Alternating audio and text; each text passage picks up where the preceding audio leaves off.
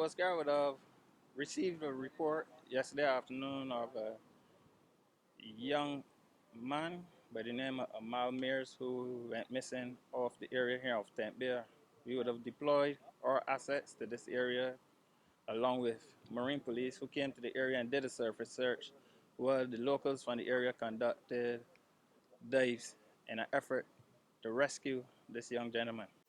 We would have stood in the area until night and returned back to base and came back to the area this morning at first light to recommence the search for this young gentleman. We have today with us approximately about 30 divers, and they are from Barbados Coast Guard, Barbados Blue, and Rogers Scuba Shop.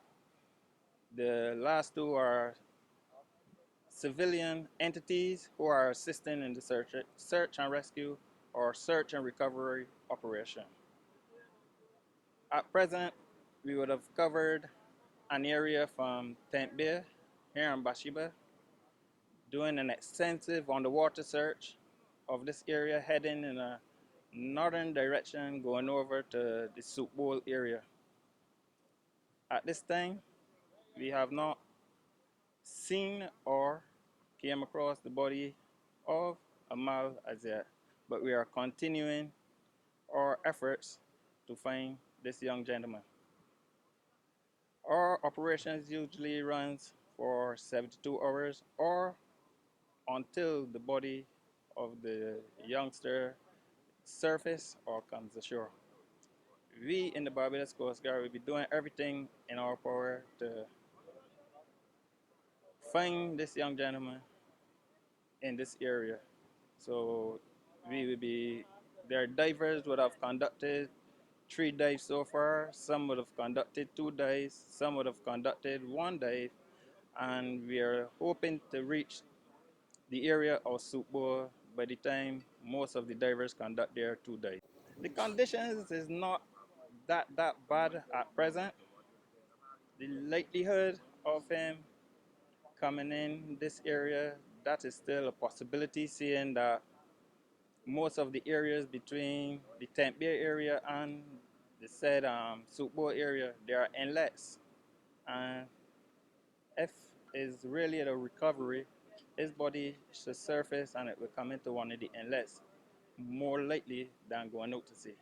The honest information we have received is that they were conducting spearfishing, but we don't know what would have caused this young gentleman to got into difficulties, if it's difficulties that he got into, or the situations that surrounded him being in difficulties.